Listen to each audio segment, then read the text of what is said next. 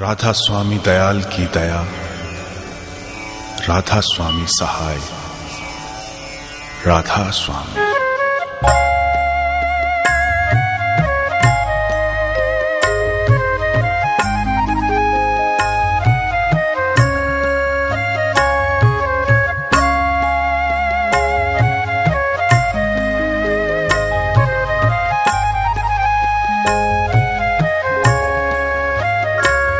मेरे प्यारे गुरु दातार मंगता द्वारे खड़ा, मैं रहा पुकार पुकार में हर कर दो की चेतना को, राम और कृष्ण की चेतना को, हजरत मोहम्मद और ईसा मसीह की चेतना को अपनी आत्मा के अंदर, खुद के अंदर उस नूर को, उस शब्द को, उस नाद को पैदा कीजिए। कर दो जरा मेरे प्यारे गुरु दातार मंगता द्वारे खड़ा। और फिर इन भावों के साथ कि खुदा मैं तुझसे नाराज नहीं हूँ, मायूस तो हूँ लेकिन तुझसे नाराज नहीं हूँ। मुझे भरोसा है कि तू एक दिन आएगा और तू ऐसे आएगा कि केवल तू ही तो रह जाएगा। मैं रहा पुकार पुकार में है कर दो जरा,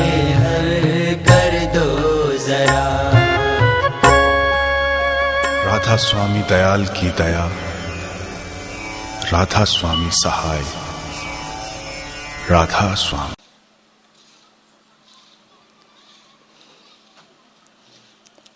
फिर मैंने कहा, उस बच्ची से अलग में बातचीत की और उसको कहा, माँ तेरे को डरने की जरूरत नहीं है, तेरा क्या क्या होता है। तो उसने अपना डर बताया कि इस तरह से मैं डर जाती हूँ, यूं होता है मेरे साथ, रात को यूं सपना आता है, मेरे को यूं छाया सी दिखती है और मैं भाग लेती हूँ, एकदम बेचैनी होती है। तो मैंने उसके साथ प्यार किया थोड़ी देर। माँ बेटे तेरे को कोई अच्छा भी लगता है? कोई माँ बाप भाई बहन, किसी में तेरा विश्वास भरोसा, किसको सबसे अच्छा, कौन सबसे अच्छा लगता है तेरे को? तो कहने लगी, जी मेरे साथ तो आज जिस तरह आपने मेरी पीठ पे हाथ फेर कर प्यार कराया किसी ने कराया नहीं। तो मैं चल तू यूं करियो, ये प्रसाद ले जा। मैंने प्रसाद क्यों दिया? उसको भरम में डालने के लिए नहीं दिया, मैंने एक विचार देना था। लेकिन उसको मैं खाली विचार नहीं दे सकती थी, क्योंकि उसको आदत थी इतने इतने सहारों की, इतने इतने धागे बंधवाने की, इतने इतने तवीज लेने की। उस मिस्री में नहीं था कुछ, लेकिन उस मिस्री के सहारे एक विचार मैंने उसको दिया कि जब भी तेरे साथ कोई बेचैनी तेरे अंदर होने लगे तो एक दाना इसका मुंह में डाल लेना और मैं तेरे साथ हूं। तू किसी टाइम भी आंख बंद करके सोचना मैं तेरे साथ हूं, तेरा कोई कुछ नहीं बिगाड़ सकता। और खोल दे इन सारी चीजों को यहीं पे, अगर तेरे को यूं लगता हो कि तेरा कुछ नहीं बिगड़ेगा। तो आज वो बच्ची ठीक है और पढ़ लिख के अपना काम कर रही है।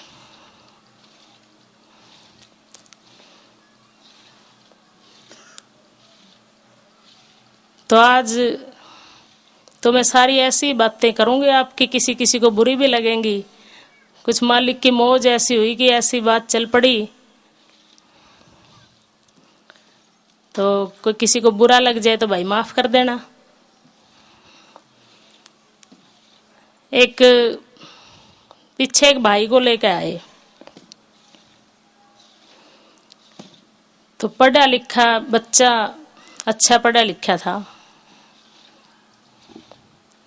अब उसको क्या बीमारी, उसको वो अंकों के चक्कर में घुसा हुआ, कौन सा नंबर शुभ है और कौन सा अशुभ है।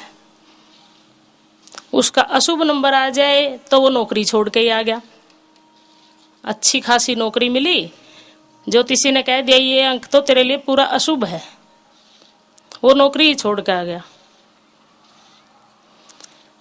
फिर उसको एक और वहम लगा कि अब मेरे को यहां से वहां जाना है, मान लो 5 किलोमीटर, तो वहां जाके वापस आना है फिर, कि उसके बाद मेरा काम ठीक बनेगा। मैं बता रही हूँ अपने बहम हम कहाँ उलझे हुए हैं। फिर उसको आने के बाद भरम हो जाए कि मैं तो गया ही नहीं था, फिर एक चक्कर फिर। तो ऐसी ऐसी आदतें उसकी काफी डेवलप होगी, बहुत बढ़ गई उसकी ऐसी ऐसी आदतें। और इतना सुंदर बच्चा, इतना इंटेलिजेंट बच्चा, मेरिट ले रखी उसने सारी क्लासों में। तो उसके पेरेंट्स बड़े दुखी, तो नामदान भी नहीं ले रखा था उन्होंने। कोई सत्संग सुन लिया उन्होंने डॉक्टर साहब का, तो उनके मन में आई वे डॉक्टर साहब के पास चलते हैं, देखें यहीं कोई बात बन जाए। तो वो आए, घर पे लेकर आए उस बच्चे को, तो बातचीत की। तो उस बच्चे को देख के, बच्चा तो क्या था, बड़ा लड़का था, पूरा कॉलेज की पढ़ाई पूरी कर रखी उसने, तो इतना उसको शक्ल देख के यूं लगे कि कितना डिप्रेशन में है ये बच्चा, और इतनी दवाइयां खिला रहे उसको, साथ में उसको डॉक्टरों की दवाई खिला रहे, और साथ में उसकी माँ सेवड़े, बूजागर, ज्योतिषी, जो कुछ कोई बता दे अपना सारा काम, और नतीजा कुछ नहीं। उसके दोस्तों ने उसको सलाह दे दी, सलाह क्या दे दी, एक गलत आदत और डाल दी, भाई तू ये ड्रग ले लिया कर, तो किसी कोई एहसास ही नहीं रहेगा। तो उसका और बढ़िया काम कर दिया बेचारे का। तो उसको यही पूछा, भी बेटे तू आराम से सारी बात बता दे, हमने जो है। दुखी वो बच्चा बहुत, कि किसी तरह मैं इस जाल से बाहर निकल जाऊं।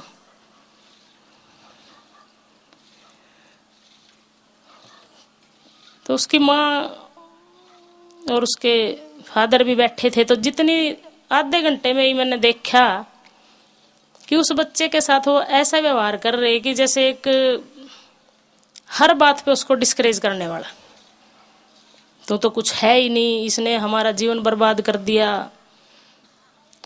और बैठे बैठे फोन आ गया किसी का, तो उसको कहती है उसकी माँ कि हाँ ये बड़ा बीमार है, आज दूसरी जगह इसको लेके आए हैं। तो मैंने कहा भाई तुम तो नहीं इस बच्चे ने ठीक होने दो। तो बोली जी इसका कोई इलाज है? मैं पहले तो हम इससे बात करेंगे अलग में। तो उससे बातचीत की। अब उसकी बीमारी भी क्या थी, उसकी बीमारी भी ये एक ही थी। अब डॉक्टर साहब ने अपने तरीके से उससे बातचीत की और देखा कि इतना इंटेलिजेंट बच्चा कैसे उलझ रहा है इस चीज में। तो डॉक्टर साहब बोले भाई तू परमात्मा ने नहीं मानता, किसी चीज ने नहीं मानता, और तू इन चक्करों में कैसे उलझ जा। बोला जी मैं दुखी हो गया बहुत ज्यादा, और इसलिए मैंने तो अब यूं है कि कहीं से भी मैंने कोई रास्ता दिख जाए। तो डॉक्टर साहब बोले भाई मैं तो उलझाऊंगा तो नहीं तेरे को, बहकाऊंगा भी नहीं, और ये तो तने खुद करना है, तू कर सकता है इस चीज को, मैं नहीं। कि वो कैसे? कि मैं तो थोड़ा सा सपोर्ट दूंगा तेरे को, कि तेरे को यूं लगता है कि मेरे को क्या समझता है तू? डॉक्टर साहब ने पूछा उससे। कहने लगा मैंने आपका सत्संग सुना था और उसके बाद कई सत्संग सुने मैंने आपके, तो मेरे को लगा कि आज जो अध्यात्म चला हुआ है कि क्या है आज का अध्यात्म, उड़ जाते हैं उल्टा अध्यात्म में। एक आस्तिक आदमी ज्यादा दुखी है नास्तिक से, क्योंकि वो इतने बंधनों में फंस रहे हैं। वो ठीक है जो नास्तिक है। लेकिन आपका सत्संग सुन के मेरे को लगा कि आप उलझाते नहीं, किसी को निकालते हो और साफ बात बताते हो। तो कहने लगे भाई साफ बात तो ये है कि तेरे मन का खेल है, तेरा मन तेरे को उठा के ले जाता है और तू इसके पीछे पीछे चला जाता है, और तेरी आदतें हैं कुछ जो तूने दबा रखी हैं। तो उस बच्चे को क्या बताया कि उसके घर वालों ने उसका गाने सुनना, टीवी देखना सब बंद कर रखा था, किसी से मिलना जुलना। तो डॉक्टर साहब ने बड़े आसान सा उसका इलाज दिया कि तू अपने दोस्तों से मिल, उन दोस्तों को छोड़ दे जिन्होंने गलत रास्ता तेरे को दिखाया, अपनी अच्छी संगत में बैठ और तू ले जाए। वो कहने लगा जी ना कुछ तो आपको मेरे को देना पड़ेगा, अगर भाई ये प्रसाद ले जा, तू जब भी तेरे को बेचैनी हो तो तू ये ले लेना। मैं ये नहीं कहती कि आप प्रसाद ना बनवाओ या प्रसाद में कुछ भी नहीं होता, एक ऊंचे घाट का विचार होता है उसके अंदर, ऐसा नहीं है। रेडिएशन होती है और वो फायदा भी करती हैं, लेकिन अब बात बीच में छोड़ते एक दूसरी बात ख्याल में आ गई कि प्रसाद से भी किसी का फायदा होता है किसी का नहीं है ना, ऐसा तो वो क्यों है? एक तो होता है हमारा भाव कि हमारा ख्याल कैसा है, हमने किस भाव से उस प्रसाद को लिया है, हमारा ख्याल भी उस टाइम लेते हुए उतना ऊंचा उठा हुआ है कि नहीं उसके प्रति जिससे हम प्रसाद ले रहे। पंडित फकीर चंद जी महाराज होशियारपुर में हुए हैं, बहुत ही अड़ीखम संत, बहुत धड़ाके से बोलते थे वो, और बताया करते कि विदेशों से सत्संगी उनके पास आते थे, कोई अपनी बीमारियों के इलाज सपनों में ही करवा लेते थे कि बाबा जी हमें आपके दर्शन हुए और सपने में आपने दवाई बता दी। कोई बच्चे पढ़ने वाले उनसे अपने सवाल हल करवा लेते थे सपने में ही, लेकिन वो दहाड़ के कहा करते कि ये सत्संगियों, इतनी बांझ औरतों को मैंने बच्चे दिए लेकिन मैं अपनी बेटी को एक मरी मुझसे भी नहीं दे सका। ऐसा बोलते थे कि मैं अपनी बेटी को क्यों नहीं दे सका, अगर मैं ही देने वाला होता तो ये आज तक ऐसे क्यों बैठी होती।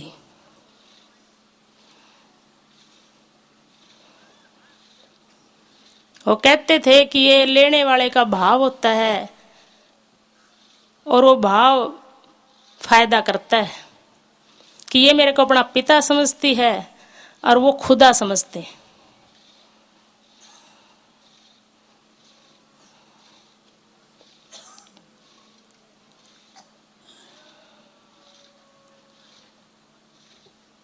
कि ये मेरे को देखती है सारा दिन, कि मैं सारा दिन, वो कहते थे कि मैं राधा स्वामी धाम से आया हूं, ऐसा बोलते थे वो। तो कहते थे कि मैं हर वक्त तो उस ऊंची अवस्था में रह नहीं सकता और ये मेरे आम व्यवहार को देखती है, और मेरे आम व्यवहार को देखते हुए इसके अंदर श्रद्धा का पैदा होना बड़ा मुश्किल काम है, और जब तक श्रद्धा और विश्वास नहीं है तो भाव पैदा हो ही नहीं सकता, और जब तक भाव नहीं है तो फायदा नहीं हो सकता।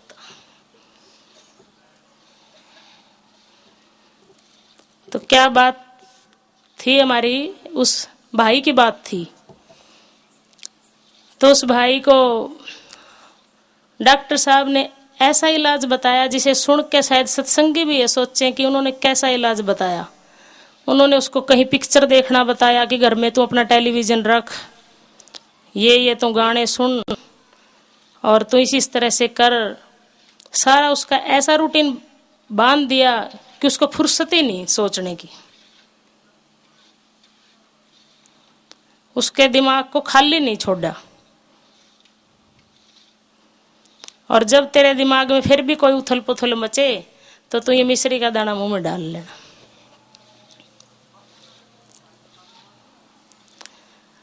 तो बुल्ले शाह वाली बात हो गई कि कोई बुल्ले शाह से पूछने लगा कि मन को कैसे लगाऊं परमात्मा में। तो कहने लगे कि बुल्ल्या मन दाकी लावना, इत्थों पुटना ते उत्थों लावना, कि एक जगह से हटा दो दूसरी जगह, एक जगह लगाओगे तो दूसरी जगह से हट जाएगा अपने आप। तो डॉक्टर साहब ने उसके मन को काम बता दिया। आज वो बच्चा बहुत अच्छी पोस्ट पे है, शादीशुदा है, और पिछले दिनों मिलने आया था, शायद उसके बच्चा भी हो चुका है, और कोई अंक के चक्कर में नहीं है, वो नामदान भी नहीं ले रखा उस बच्चे ने। मैं ये भी बताना चाहती हूँ कि आप ये मत सोचा करो कि जिसने नाम ले लिया वही डॉक्टर साहब से या मेरे से कोई बात कर सकता है या वही मिल सकता है।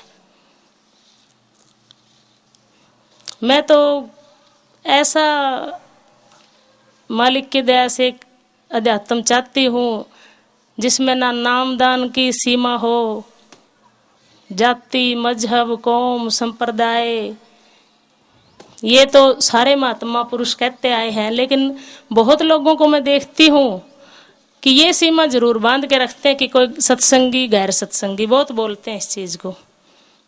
मैं कहती हूँ तोड़ दो इन सीमाओं को भी। क्या एक इंसानियत का रिश्ता, प्यार का रिश्ता काफी नहीं है हमारे आपस में जीने के लिए?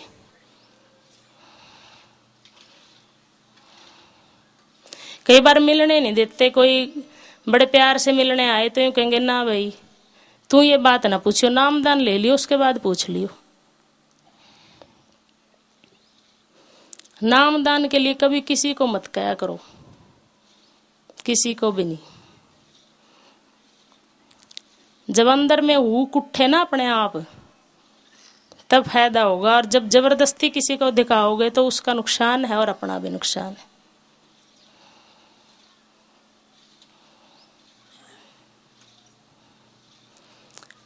मेरे मालिक ने टाइम की जरूरत के हिसाब से एक ऐसी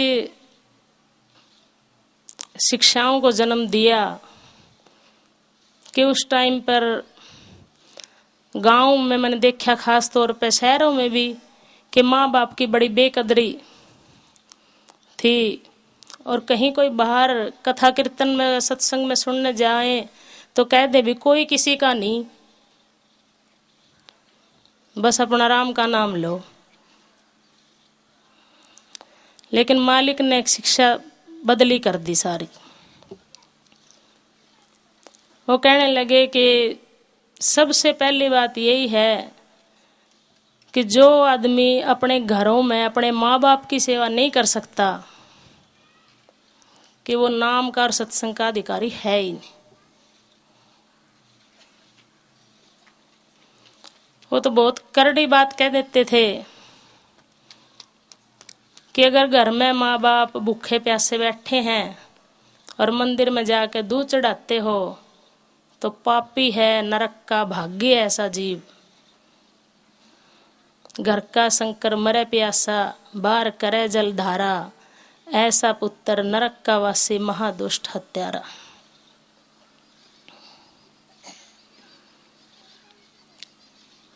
दूसरा, मेरे मालिक ने देखा कि समाज में इतना बुरा हाल है, एक आम आदमी तो भटके सो भटके, लेकिन साधु भी अपनी मर्यादा से जब भटक जाता है ना, तो फिर क्या हानि हो सकती है समाज में, उसका अंदाजा लगाना बड़ा कठिन है। जब साधु महात्मा होके लड़कियों से पांव दबवाते हैं तो मेरे मालिक ने देखा कि इतना, और बहनें समझती नहीं, चाहे धन जाए चाहे इज्जत जाए, कोई होश नहीं उनको, एक भेड़ चाल में चलती हैं बस। तो उन्होंने एक नियम बना दिया। वो कहते थे कि एक औरत के 3 रूप हो सकते हैं, माँ, बहन या बेटी। और हिंदू धर्म में किसी से भी पैरों के हाथ नहीं लगवाया जाता, तो किसी से पैरों के हाथ नहीं लगवाते थे। टाइम को देखते हुए उन्होंने कई चीजें ऐसी बदली। उनका तो करड़ा नियम था कि कहते थे कि अगर साधु गृहस्थी का अन्न खाता है तो उस दिन 6 घंटे का ज्यादा भजन करना चाहिए। गृहस्थी का टुकड़ा और बहुत करे उत्पात, भजन करे तो उबरे नहीं तो पाड़े आंत।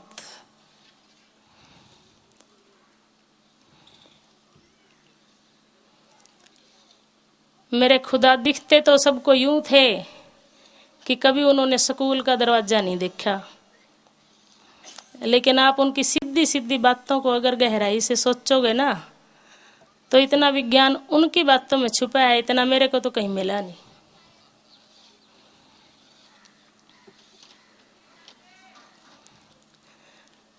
वो क्या करते कि अगर कोई मुश्किल आ जाए तो आदमी को दान और ध्यान बढ़ा देना चाहिए।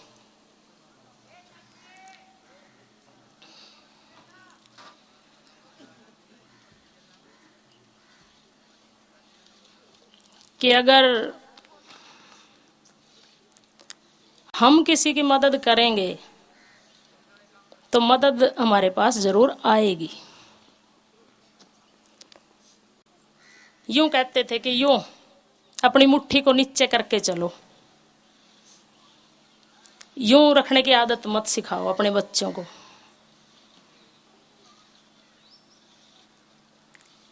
कि अगर हम ये चाहते हैं कि हमारे बच्चे शहंशाह बने तो उनके अंदर शहंशाह वाले गुण डाल दो। देने का गुण, किसी की मदद करने का गुण, दूसरे के दुख को अपना दुख समझने का गुण। और अगर हम उनको भिखारी बनाना चाहते हैं तो मांगना सिखा दो उनको। लेकिन हम बड़े जल्दी बहाने ढूंढ लेते हैं। जैसे मेरी कई बार बात भी होती है और कई जगह मैं देखती भी हूं कि कहेंगे कि किसी का क्या भरोसा, कोई कहाँ क्या करेगा। भाई हम तो अपना काम कर दें। और उसका भी इलाज है कि जानवर तो कहीं नहीं लेके जाता, जानवरों को दाने तो डाल सकते हो कम से कम। मान लिया कि कोई आदमी आपके धन का दुरुपयोग कर लेगा और एक गरीब है, कोई भूखा भूख से तड़प रहा है, आप उसको रोटी दोगे तो कैसे दुरुपयोग हो सकता है उस चीज का। अभी दिवाली की बात है, मैंने कई औरतों को देखा कि हम घूमने जाते हैं शाम को तो वहां चौराहे के ऊपर दीवा लगा के और वहां सब मिठाई रख रख के जा रही थी। तो मैं और डॉक्टर साहब देखने लगे। डॉक्टर साहब बोले तने पता है ये किस लिए पूछते हैं? वहां जी मैंने तो को नहीं पता। महा आपने पता हो तो मैंने बता दो। मैंने भी नहीं पता इस बात का। तो महा मैं इस पड़ोसन ने पूछ लूंगी जो जो धोख मार के गई है। तो मैं अगले दिन उन्हें बोली मैं बहन जी मैंने तो इसका पता नहीं, वहां यू बताओ तो यू किस लिए क्या करो हो आप, यू के सिस्टम है। तो बोली जी ये चारों दिशा तृप्त कर दी, चारों दिशाओं को भोजन खिला दिया हमने, मिठाई खिला दी चारों दिशाओं को, कुछ बाकी नहीं बचा। मैं कहा अच्छा जी। तो अगले दिन गली में झाड़ू लगाने वाले आ रहे और वो सबको उसको कहने लगे, वो बाहर खड़ी थी वही लेडी जिसकी मैं बात बता रही आपको, अग जी चाय पिला दो ना, हमने 4 आदमी हम आगे चलो आगे। तो मैंने देखा भाई चारों दिशा तो तृप्त कर दी और 4 कप चाय के बने ही नहीं।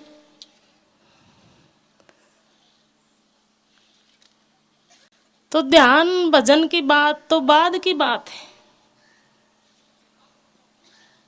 और मुश्किल नहीं है ध्यान भजन। हमारा व्यवहार अगर साफ हो जाए ना, हमारे व्यवहार में उतर जाए अध्यात्म, तो अंदर तो नूर अपने आप खिला खिलाया है, वो कहीं से पकड़ के नहीं लाना, वो तो पहले ही है। हमने पर्दे ढक रखे हैं।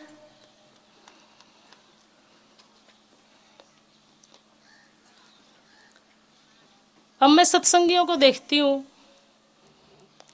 एक सत्संगी का दूसरे सत्संगी के साथ व्यवहार कुछ और है, और उसके घर अगर कोई काम करने आता है तो उसके प्रति व्यवहार कुछ और है। मैं ये नहीं कहती आपको कई बार किसी से करड़ा बोल के काम भी लेना पड़ जाए तो ले लो, लेकिन एक दिल का, एक प्यार का रिश्ता, एक इंसानियत का रिश्ता तो हो।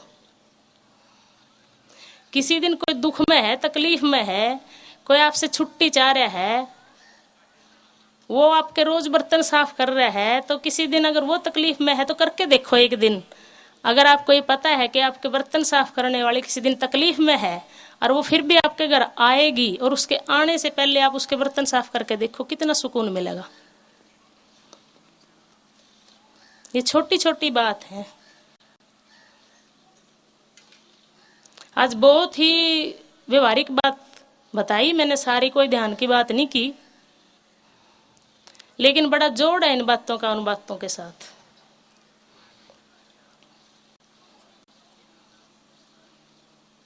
हम बिखरे बिखरे रहते हैं।